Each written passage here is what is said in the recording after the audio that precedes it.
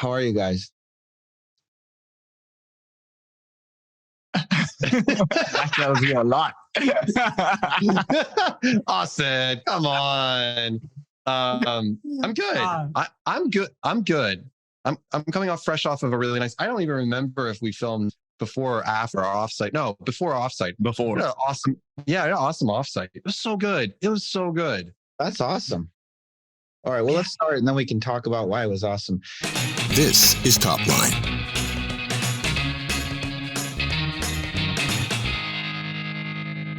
This episode of Top Line is brought to you by Contract Book. Raise your hand if you love managing contracts. We didn't think so.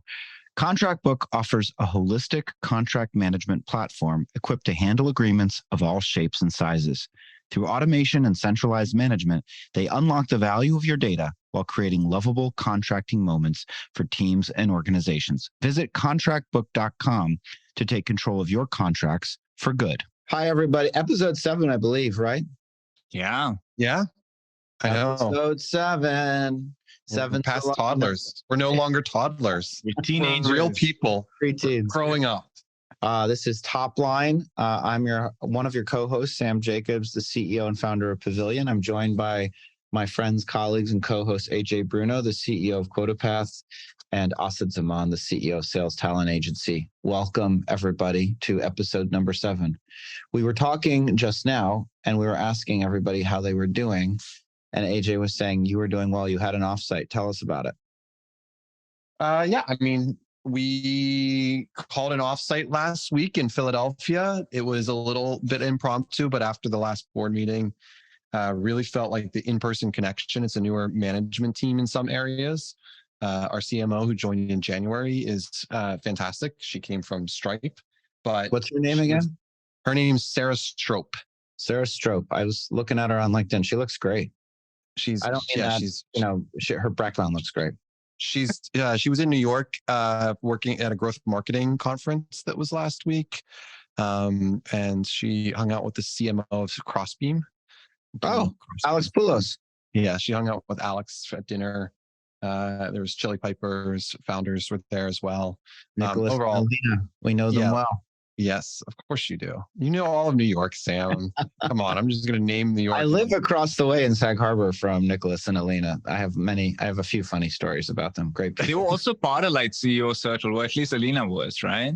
Yeah, I don't know if she's as active as she used to be, but she's talented, interesting, good person. Yeah, but at the end of the day, it felt really needed, and we booked it 3 weeks out. Everyone came in a day and a half.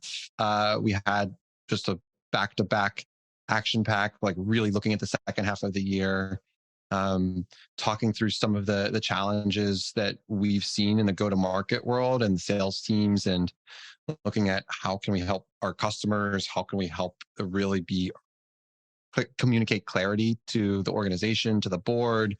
We have kickoff Camp QuotaPath coming up in June. Camp What are the things that I QuotaPath. say up on stage? Yeah, That sounds like a terrible use of VC funds.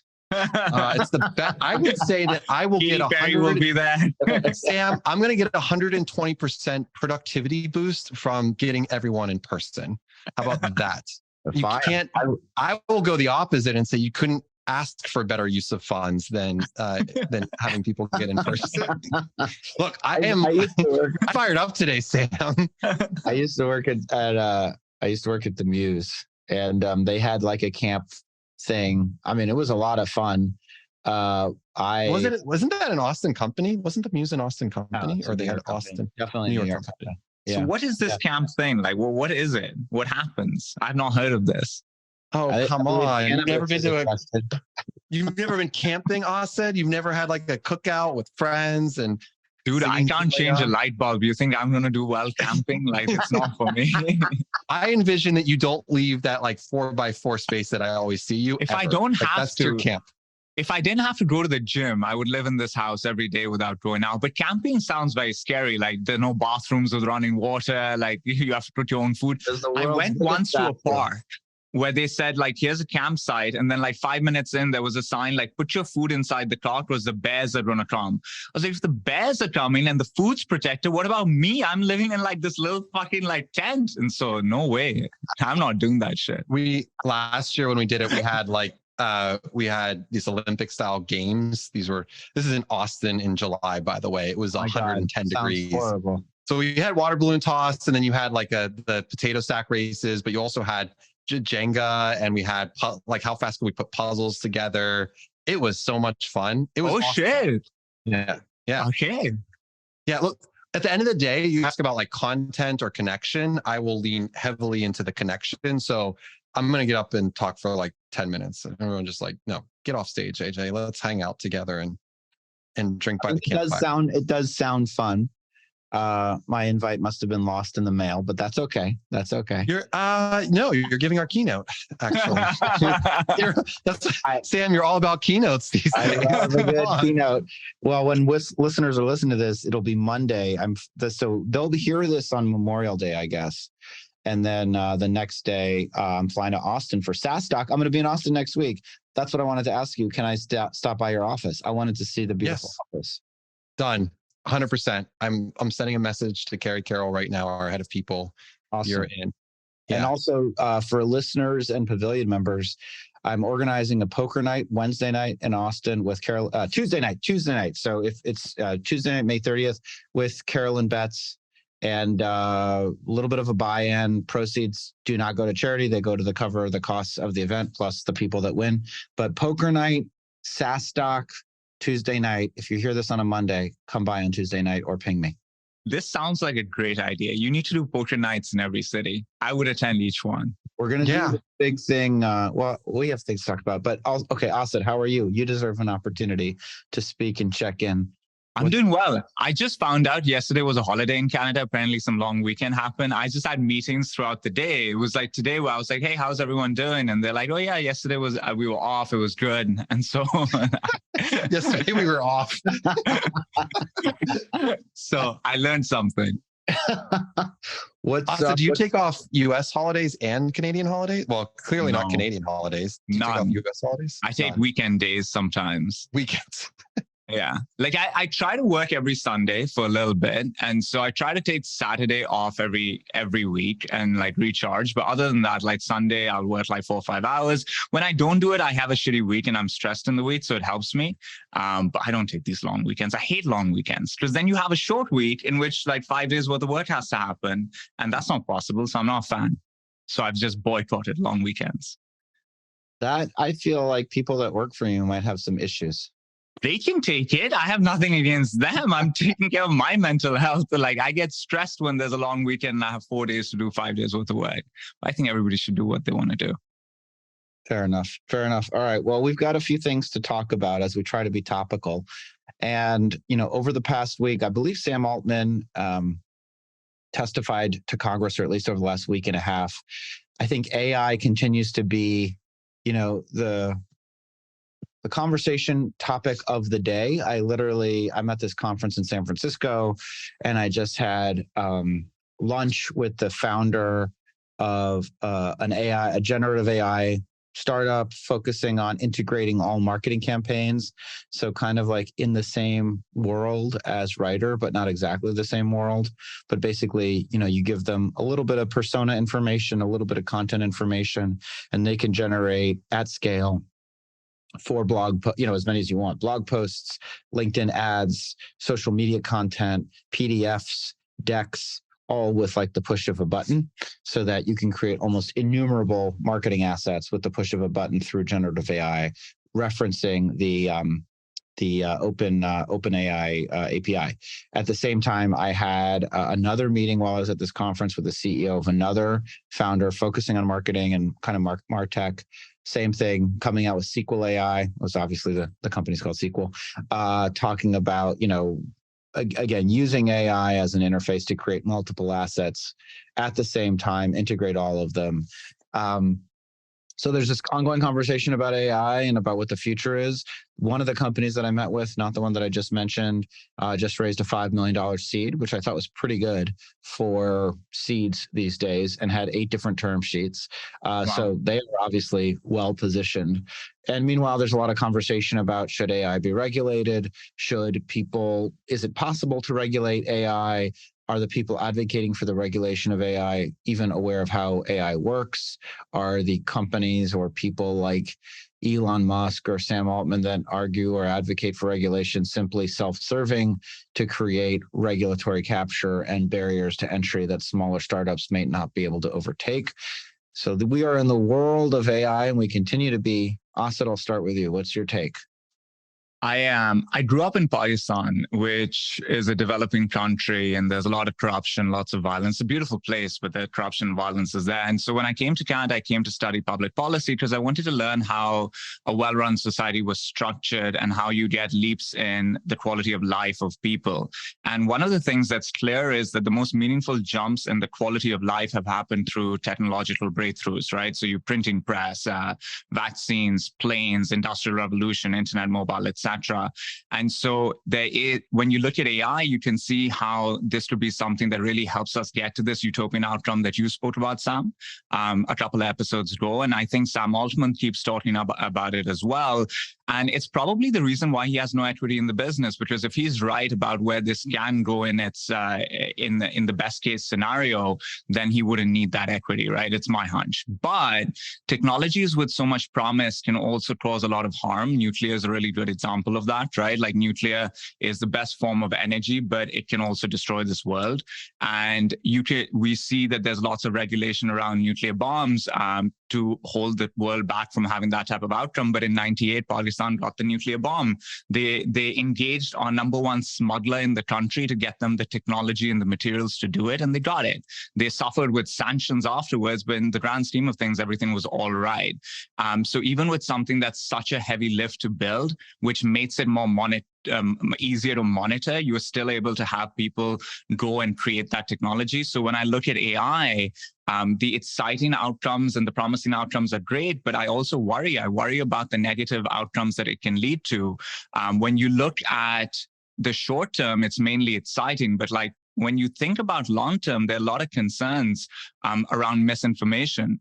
I think Geoffrey Hinton, who was the godfather of AI, when he quit Google, he spoke about misinformation. And what he said was that the quality and quantity of that misinformation won't be like fake news today. It'll be totally different. It'll be so that in the world, you can't tell the difference between what is real and what is not. And for society to function properly, you need to be able to tell that difference.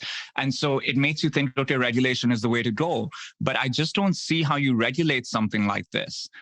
From bad actors, right? Like, firstly, the way that it moves, the speed at which AI is moving is very fast, and laws are passed very slowly. Secondly, it's super accessible. And so you can regulate it in the US. You could even do what Scott Galloway says, where you regulate it across, NATO or something. But how do you regulate it away from the hands of a terrorist who just wants to do a lot of harm to people and logic and reasoning doesn't connect with them?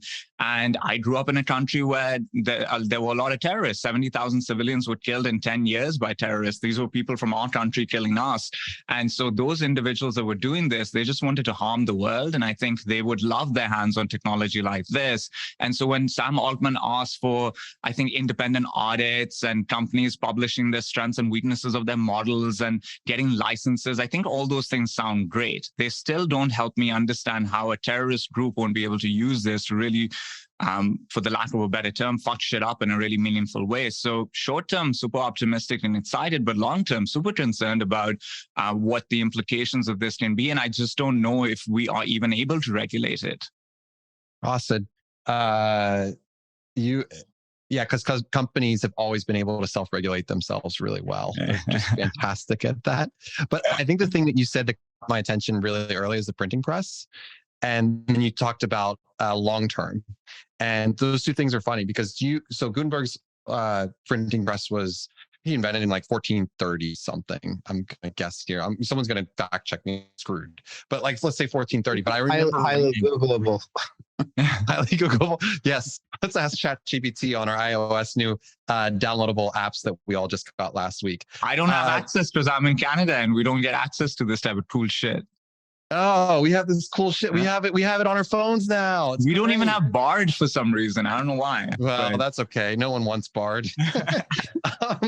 No, it was so 1430 something, and then it took another 70 years for it to hit like the rest of Europe. 70 years. So your long term, like the long term, you say long term, I don't know. Well, long term's here. Long term's next week. Yeah, like that's the crazy thing with this. I think you're completely right. Like if you go back to like regulation related issues, so social media took 10 years for there to be a hearing around regulation for it. And with ChatGPT, this came out in November. I think it moves so quickly that long term in this instance is probably 2, 3, 4 years, not like 10, 20, 30 years.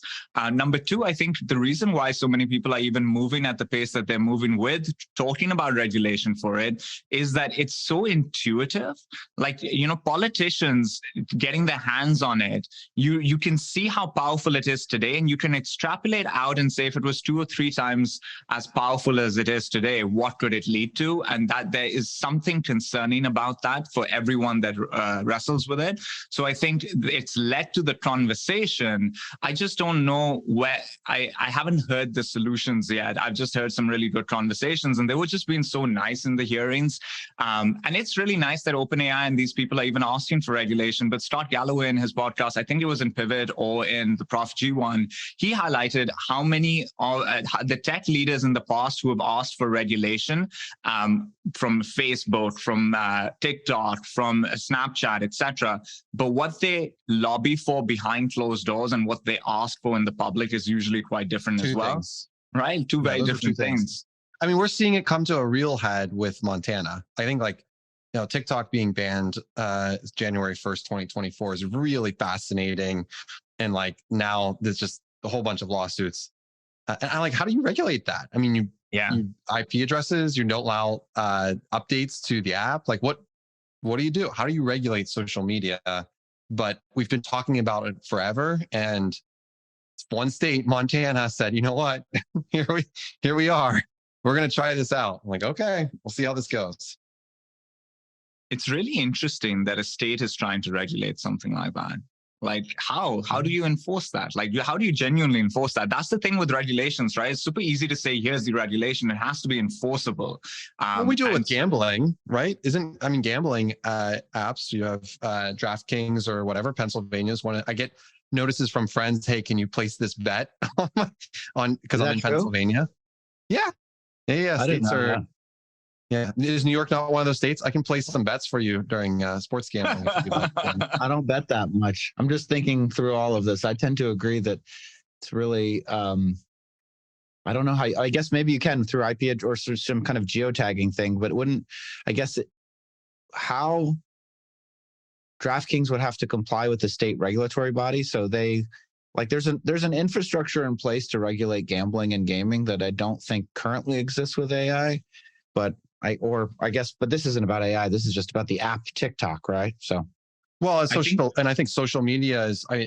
Asad like brought up just the social, which we've just had this kind of slow burn into challenges and the terrorism. No, that was Google, but it's really fascinating to see that. Like, I think there is a policy regulation that's starting to catch up. We've had years of turmoil of non-bipartisan behavior, and now all of a sudden I think we're getting more bipartisan of like, holy shit, like, oh, like you have all these politicians and my grandkids or my great-grandkids or my great-great-great-grandkids if you're in the US are like getting on TikTok. But I have a 10-year-old, right? Like I see this happen firsthand.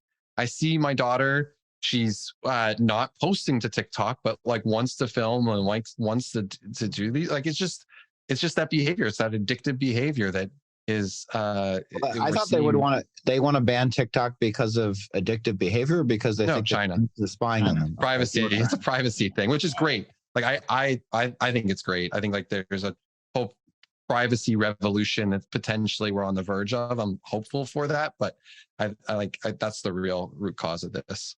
there's a cafe down the street from where I live, and there's this guy, 70-year-old Italian man, who started this after retiring, and he wants basically something to do during the day.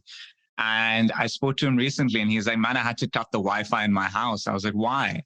And he's like, man, I got addicted to TikTok, and I was spending so many hours on it that the only solution was to turn off the fucking Wi-Fi. I thought that was amazing. So it's not just the kids. There's a 70-year-old Italian man who's really into it as well. Have we always been this distracted, or do you think technology is increasing our distractedness? Do you've mentioned, I mean, how do you, I find myself having trouble concentrating more than I ever have. And I'm like trying to think actively of strategies that I can employ to be able to focus more. And certainly, I think sleep has a lot to do with it. What do you think, AJ? I mean, the offsite, I on Friday got the notification that my phone usage was down 33% for the week. Wow. I have slept the best this past week and not ever, in the last year, for sure, certainly. And I'm convinced it's because I haven't gotten as distracted by emails. I haven't gotten distracted by Slacks. I've like really, really tried hard to focus on the things that I can control and my big rocks for the week. I've kept my afternoons a lot more open. I've tried to get outside. And now the weather's nicer in Philadelphia, and it has just changed how I'm feeling about the world. I'm definitely feeling great. Sam, we didn't ask you, how are you feeling? I feel pretty good. I feel pretty good. You know, you had your board meeting. Did you have your board meeting last week, or was it the week? Yeah, we had our board meeting last week. It was, I would say it was our best board meeting that we've ever had. And it was the best deck Andrew had ever seen. A lot of wins.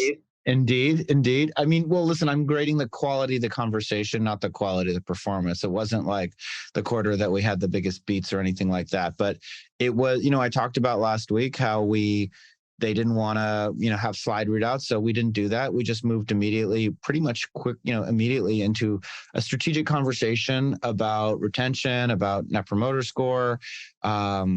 Andrea added a lot of value as an outside observer.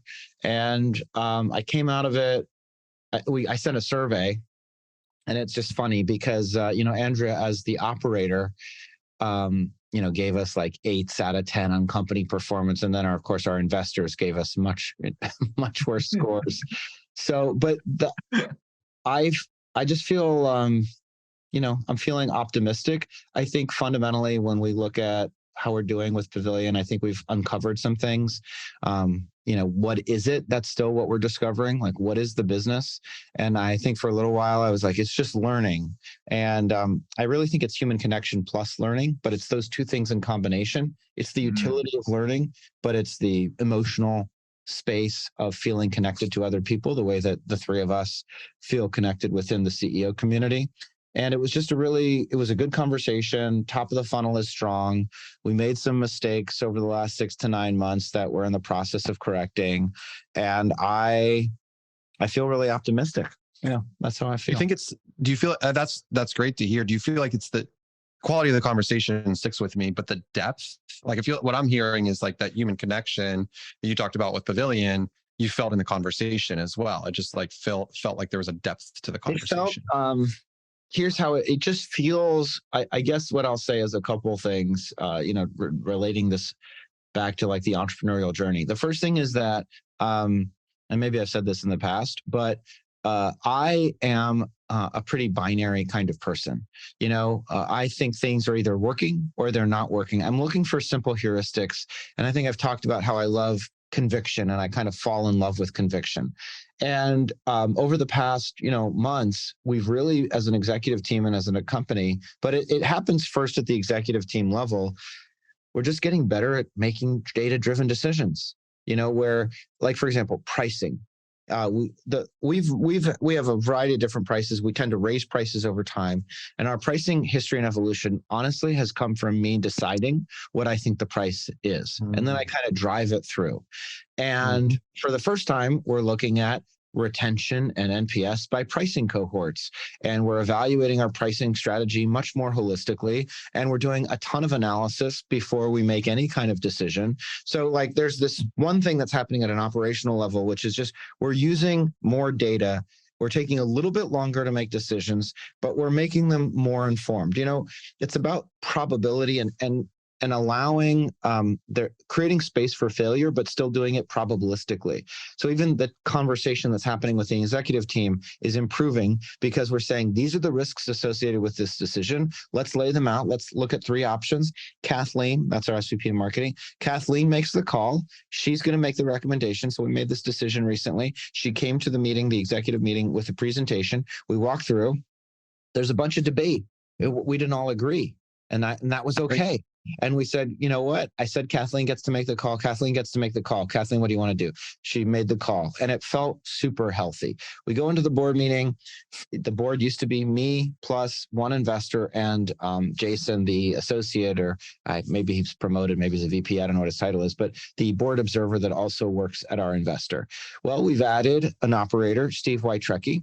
And now we're going to have a member, and maybe one of you at some point will come to one of our board meetings as an observer, and we'll read you into the performance of the business. But so now we've got like a more robust conversation. We've been through the part where I only listen to the investors, or where we think their word is gospel, but now we've got operators around the table. The conversation is deeper, more compelling, and they are helping us think through the second order impacts and effects of certain decisions. So it wasn't like, it's been a difficult economy for everybody on this call. And, aside from, a few generative AI companies that, are well positioned. And even then, who knows what's going to happen over the next year. But what you want to feel is like you're getting better at the process of making decisions, that, and that if you've made bad decisions in the past, you understand why. And my bad decisions have come from oversimplification of complexity that I didn't appreciate because we're bigger than we used to be. And so, so the point is, like, I told my wife in bed that night, like, that was the best boarding meeting we've had. And it felt improvement. It just felt different. It felt like we were getting better, and there's still room to grow and room to improve. And we still need to condense all of the data that we look at into like one dashboard, 5 metrics. We need to drive the business towards those metrics. But I felt pretty good about it. That's how I felt. Focus. I love it. I think it's interesting that Sam, you and I, we've been operators for quite some time. We've had our current businesses around the same time. We went through COVID, but we're learning a lot of the same lessons together. And everything you just said really resonates with me. And I say this to the audience, like out there, if you're thinking about it, whether you're a founder or an executive, you're going through a journey where I can't even count the times on one hand, 2 hands, 3 hands of how many people have said, "Oh, selling SaaS sucks right now," or "just SaaS sucks right now." It's just like, well, you focus on the things that you can control, and that gives you clarity around those. And you look around the table and you have these conversations, whether it's with Kathleen or for my team with Ryan Milligan, Sarah, my entire management team, and just like having these just conversations to get complete alignment. And that's why, from an offsite standpoint, similar to a board meeting, it just felt like we were really having a depth of discussion that allowed us and transcended into the management meeting on Monday, where like we had these healthy debates. Similarly, pricing and packaging was one of these conversations, actually. And that we brought the pre-work of the data to the table, but we just had such clarity and focus. And I would say that from like anyone that's listening out there that's kind of going through it, if you're thinking about this, of like, have you had these type of conversations with your team? And maybe that's something that you should challenge yourself, or challenge your CEO, or if you're the CEO, challenge your management team and the board to have these really high quality conversations, even if they're not fun. It's interesting that I think you have to be a well-run business to be able to be in the position to have that type of a moment, though, right? Like, because there are a lot of businesses that were spending money so frivolously, their burn rate was so high that now everything is just, the feeling is there's a lot of anxiety in that business. The meetings amongst the executive team are not productive. They are tumultuous meetings. And so I think it speaks to a well-run business where the market's down and we're all struggling with it, but it still allows you to think proactively, think about how to take advantage of the moment, come out of it stronger, how to improve, how to do all of those things. But there are just so many businesses in our world that were running themselves in a way that they can only do well when the interest rate is zero. And as soon as that thing changes, and now they can't raise money the same way and sales is a lot harder, they're just in too difficult of a position, I think, to have the ability to have those type of meetings. And that's really sad because a lot of people are sitting in very frustrating meetings right now. I think, I just crystallizing some of the other thoughts that I've been having. So because again, we went through this period, and and we've talked about this a lot, 2021, but even besides that, less communities around. So we didn't have as much competition. And also we were starting from a small base. And so I felt so special. We were really, really special. And then special, Sam. You're still. Hey, Asad said it. I was gonna say it. I'm glad one of us. I saw it in your eyes. I was like, "Fuck it, I'm doing it." Asad and I were like, "Who's gonna have to say it? Who's gonna say it this time?" I'm not.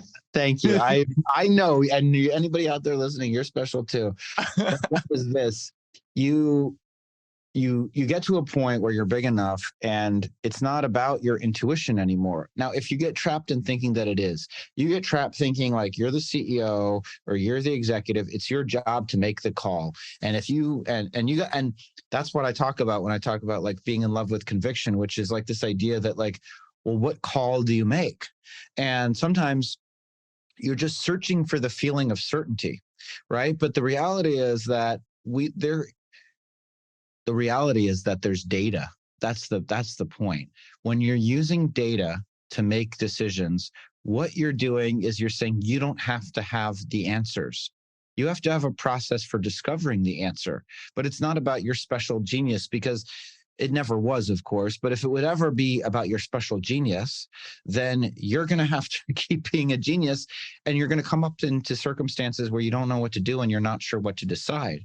So when we're thinking about, well, what should our price be? Or we're thinking about what's going to happen in the future, you have the data. So we did the whole renewal and retention cohort analysis based on price points, and that's not the end of the decision. And of course, you have to extrapolate or correlate the fact that we're in a recession right now, at least a tech recession, and we sell into companies that have had layoffs, and so obviously we're going to be impacted by that.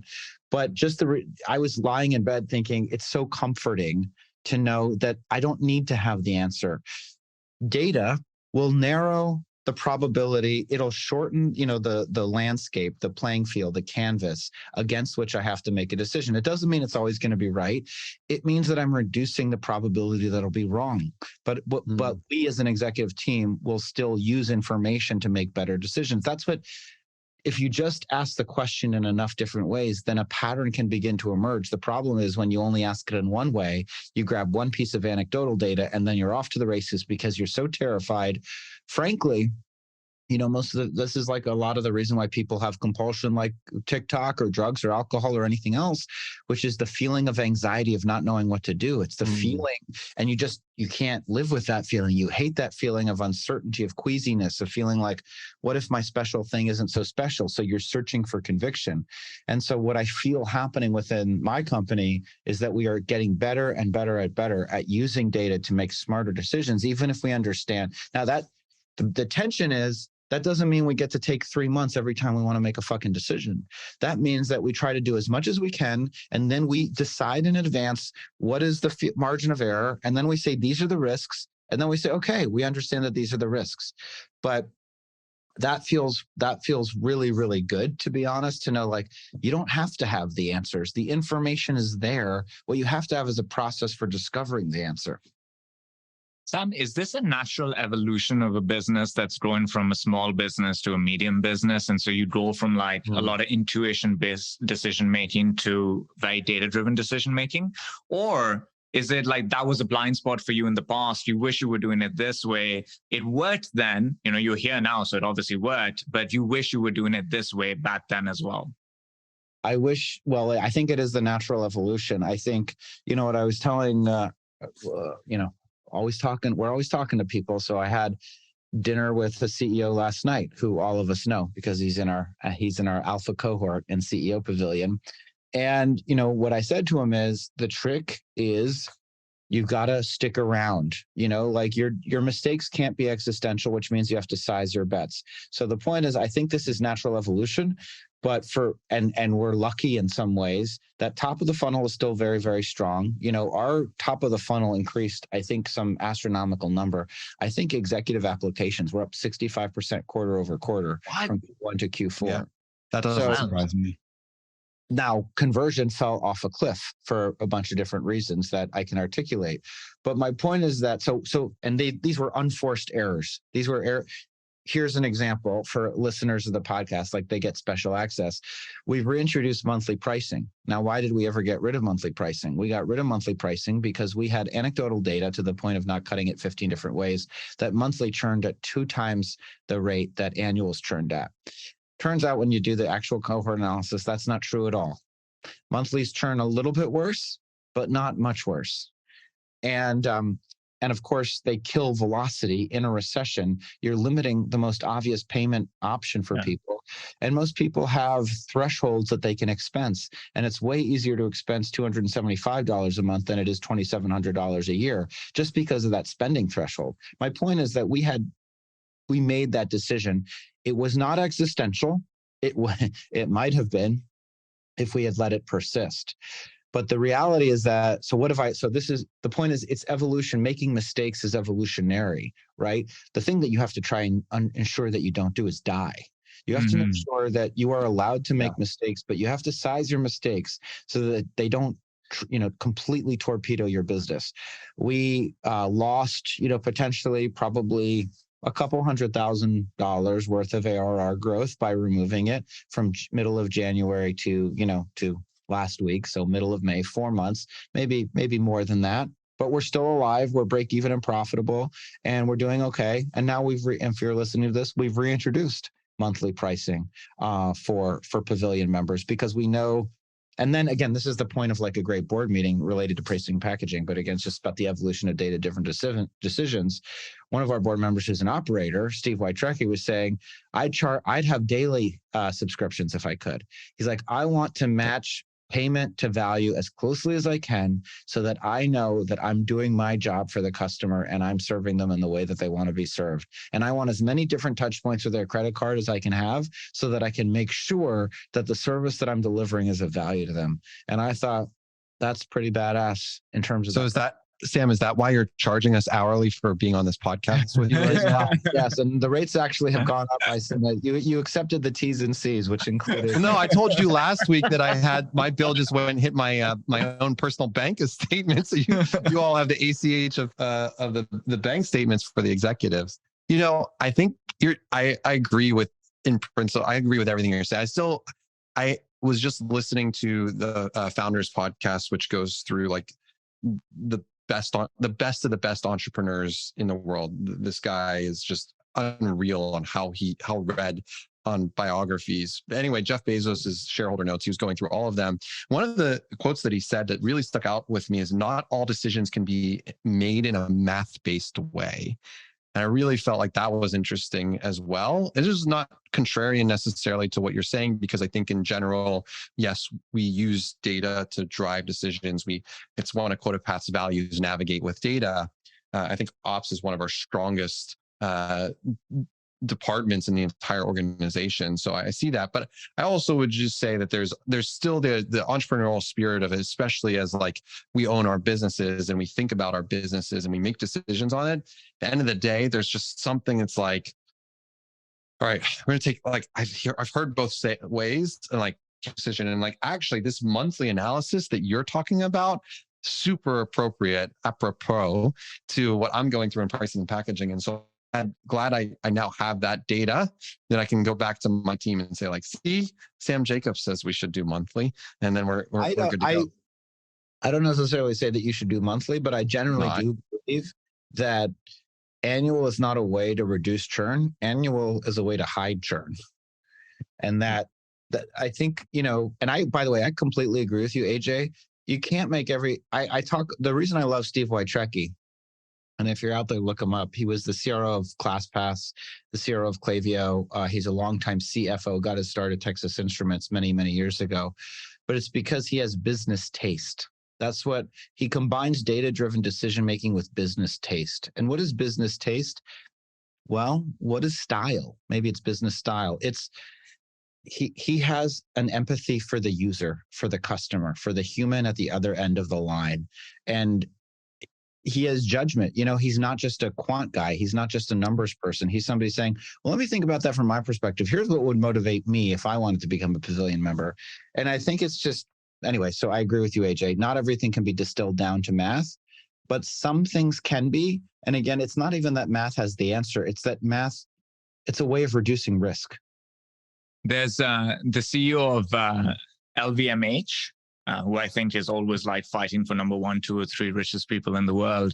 And he, during his Oxford Union speech, he spoke about this. He's like, sometimes we're designing products by looking at trends. What do people like? What are they buying? What social media images are they interacting with? And that can always help us think of like the next phase of a particular style's evolution. And he's like, sometimes we completely let go of all of that, and we have to make a call on where things should go, where we think the world needs to go, and then we build accordingly. And he's like, strangely enough, some of the most successful products, the ones that they've taken this approach with, but that intuition is fed through years and years of experience, where they've developed such an empathy for the end user that there's a lot of processing that's happening in their brain at like warp speed. That's what intuition feels, right? Like it was such a quick decision. It just came out of nowhere. It's just the speed of the decision making was very fast. And that's usually in an area where you have lots of experience, you gain wisdom that allows you to do that. And so even he spoke about this fine balance over there. And so I think it's a good balance to keep at the back of everyone's mind. How do you decide when to use one approach versus the other, though? Like Sam, like in what areas would you want to slow things down and use a very data-driven approach to this? And what areas should one make a call based on intuition and perspective and based on empathy for the user? Well, I think, first of all, the magnitude of the impact of the decision needs to be taken into effect, coupled with the availability of data. And I think if there's high availability of data with a potentially very large impact, then that's probably something where you need to rely on some level of information. And I think creative decisions probably need less data-driven decision-making. And that, I talk about, we used to be called Revenue Collective. Where did the name Pavilion come from? Did I conduct an analysis with a marketing team? Did I do like some big research and interview 50 people? And did I look at a vision board? Nope. I went for a run.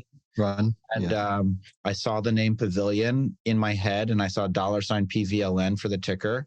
And I came back and I said, that's going to be the name. And I checked it out to see if there's any like big tech company named Pavilion, and there wasn't. And there's other Pavilion things, but whatever. And that's the same way that I came up with the name Revenue Collective. It's the same. I think there's certain levels of creativity that I don't think are better by consensus. And I think there's certain things that have meaningful, sizable impact on businesses that you just are obligated to reference information before you make the decision. But that's my take. What do you think, AJ? Well, if you're an owner of a Pavilion that's out there, you can send all of your letters, to Sam Jacobs in New York. I do my best thinking on my runs as well. And I have very similar takes as you, Sam, in terms of like the analysis by paralysis situation. And like, I can sometimes just wake up in the middle of the night and write something down. The challenge I have here is I tend to like jump in with 2 feet on things. And like, as our companies have gotten bigger, it's getting the buy-in and like the stakeholder alignment and management of those decisions. So, you have Pavilion. Okay. Did you immediately come back and just like tell your entire exec team, this is what our new name is? Or did you like come up with a memo or the deck, or like what did you do to make sure that everyone was aligned to that decision? Because that's the thing that sometimes I struggle with personally, where I'm like, you just fucking get on board. Yeah. I joke about this because like the CEO has like sometimes no decision-making ability. It feels like you have all of it and none of it. And it's tough because I just like want, as from an entrepreneur and founder standpoint, I'm like, this is the way forward. And this actually happened at the offsite. Sam, I'll let you answer this in a second on the buy-in. But at the end of it, we were talking about this kind of like big picture thing. And one of my co-founders just said something like, well, we have to like get together, or we have to like get alignment on that. And I wasn't frustrated at him. I was just frustrated in the moment because I was like, I did exactly that. He didn't like that. I was clapping in his ear. And that was like, it was just, this was right after Graham Collins. Like spastic. Yeah, I get really passionate about things when they're like a trigger. It's something I'm working on with I'll give my shout out later in a second with my CEO coach. But like, I got really, really frustrated at that. Graham Collins had just said that the offsite was outstanding. And then I like go and like get super frustrated. And he's like, well, AJ, settle down. I did just call it outstanding. I might have to take that back. But the truth of the matter is, we feel like such conviction when we're done running. We're like, this is the thing that we are going to go out and run through a fucking wall to get done. I don't care who gets in my way. And then you like come back and you're like, feel really small sometimes because you're like, oh, I guess no one likes this idea. Asad, you're not a founder of STI. How do you build consensus? How do you get buy-in? How do you bring people along with your decisions? And do you feel the same sense of frustration? I mean, I couldn't identify, I don't know when you were born, AJ, but I feel like psychologically we're similar in the 1996. No, I'm just kidding. I meant the month. Oh, June 15th. My birthday's coming up. So you're almost a Cancer, just like me, but not I'm quite. Cancer too. I'm a Gemini. Oh my God. What's up? Go throw your party together. All right. I don't know if Gemini's is mixed. What's your spirit animal? Go ahead. Go get out of here. I found the zodiac very useful, AJ. But my point is, like, how do you generate consensus when, yeah, you're the CEO, but there's other owners of the company in the meeting, I'm sure, that you have to get their support from? Well, I think when I took over, one of the things we had to change was we were making too many decisions with consensus. And so it was the thing that was like slowing us down quite significantly. And so when I took over, one of the things I did was just reduce the number of decision makers in a bunch of different areas. And I think people by then had already noticed the flaws of this consensus-driven decision-making in all these areas. It was slowing us down to a point where it wasn't hard to get buy-in from any level that we need to get rid of this. So I think I was just lucky that there was a problem that had been recognized by everyone. So when I presented a different way to do it, there was buy-in. I think the other part that has helped is I'm the CEO and the founders have taken a step back, right? They are board members. And so they're great board members, but they're not in the business day to day the same way, unless and until there's something we're doing where one of them has a skill and they jump in to help with that. And so it's not like I have somebody on the side that's always double checking the things that we're doing, which helps, right? Like if you're running the business, you have to be able to run the business. I think something I'm learning is where consensus is helpful, because I think I've tilted into an area where I love just being able to move quickly. And so I sometimes will not run a process to generate consensus where I should, and then it bites me in the ass. And those are the lessons you kind of learn. So for me, that's been the lesson. I wasn't overly on the consensus side. I actually have to get better at driving consensus because I was tilting too much the other way.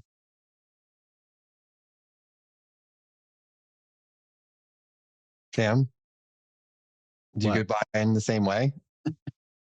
Do you feel like Asad as a Cancer or AJ as the Gemini? Which side? Where do you feel? Where do you fall on this? I feel like no. I mean, I think we all like to make decisions and we all like to move quickly. And the main thing I don't know if it's a thing I'm trying to do all the time.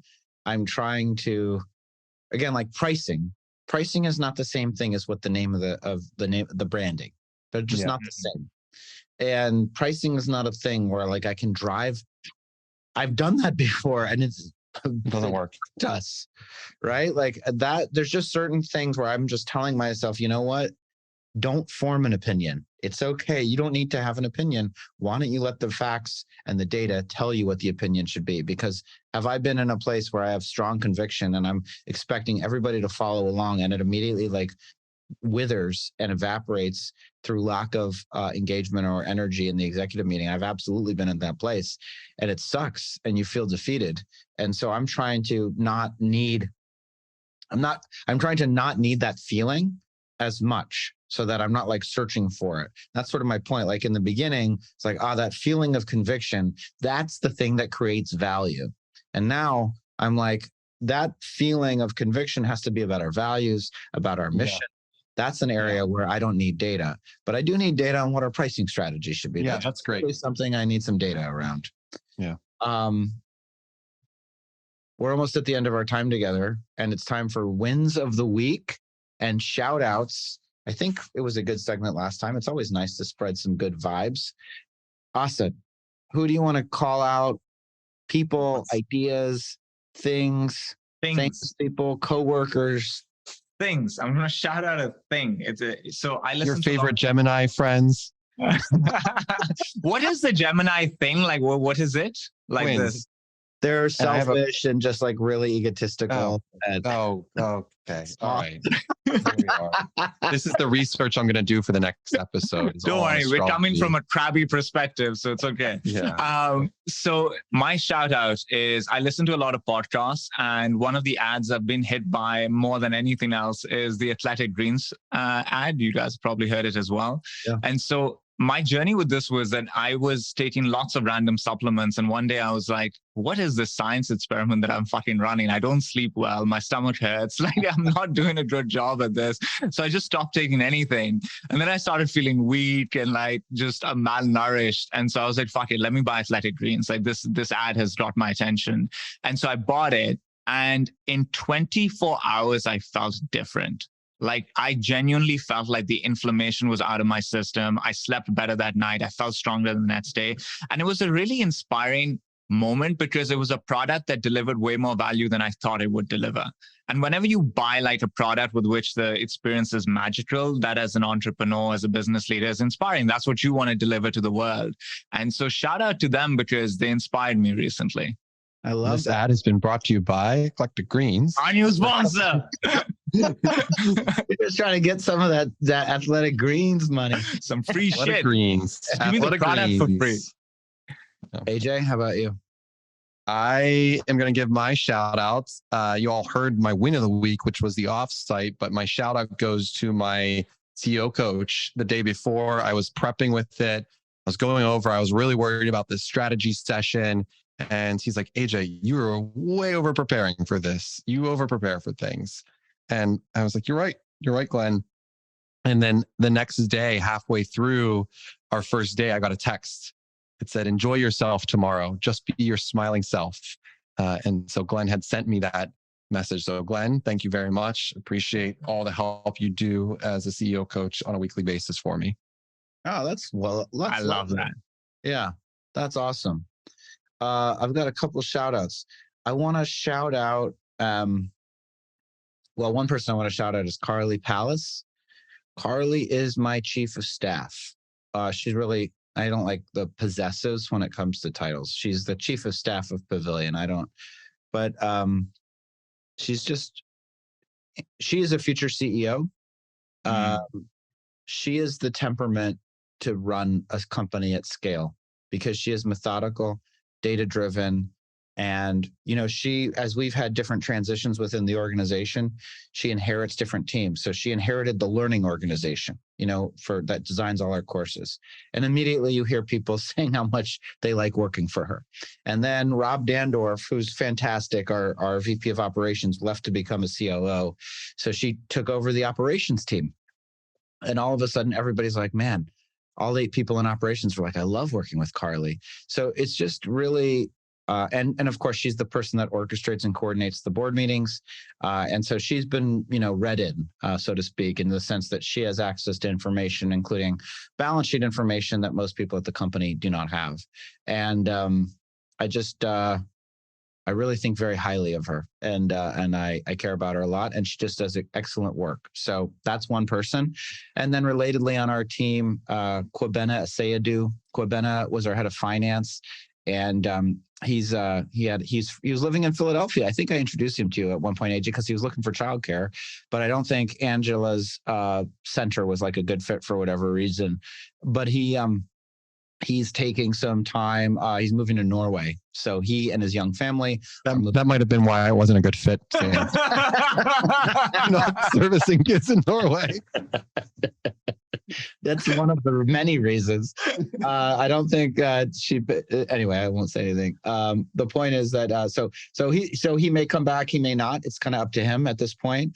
But he did a great job building out our finance organization, and really he became so much better over the last couple of months. It was really cool to see.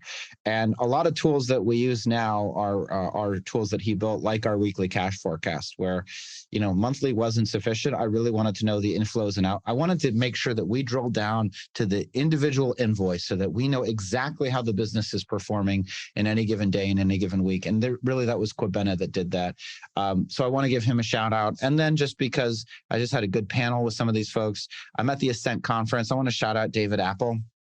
David runs a big part of Sage Intact's accounting solution, which sells like comprehensive FP&A and billing and solutions for large enterprises, but also serves the startup community. And David just did a great job moderating our panel. And he's always just wonderful because he's the biggest fan of Pavilion and always telling people to sign up for Pavilion, which I really appreciate. I heard him speak. I heard David speak in 2018 at a PLG conference, OpenView's PLG conference. He had a very lasting impression on me during that time.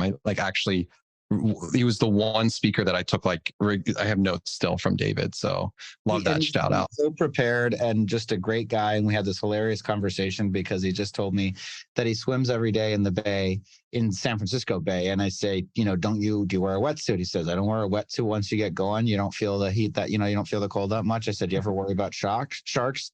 He said, they're there. I said, have you ever been, attacked or bitten by one? He said, no. They've been coming for 25 million years and there's 300 people that swim there every day and nobody's ever gotten bitten or attacked in any way. I said, but surfers have. He said, yeah, well, they do stupid things and they swim near This is the anti-shout out to surfers right now. Just as people making stupid decisions. Yeah, cool. All right. Well, episode 7. Any final thoughts? Asad, final thoughts. I am excited for us to do the next batch of interviews. I think that'll be fun as we get to number 10. So we'll have some interviews lined up and that's it. We've got Mark Roberge coming. We've got a bunch of other people coming. There's Mark Roberge. We have some analysts coming in to chat. I found the AI analyst at PitchBook, so I'm talking to him. We'll get him and the VC one in. So we have some fun sessions and we're going to debate these guys.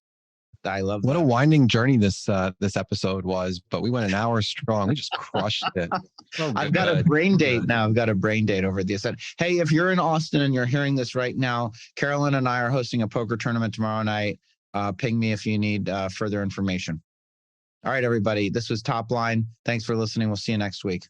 This episode of Top Line was brought to you by Contract Book. Contract Book's holistic contract management platform allows businesses to scale with accessible, actionable, future-proof contracts. Step into the new era at contractbook.com and take control of your contracts for good.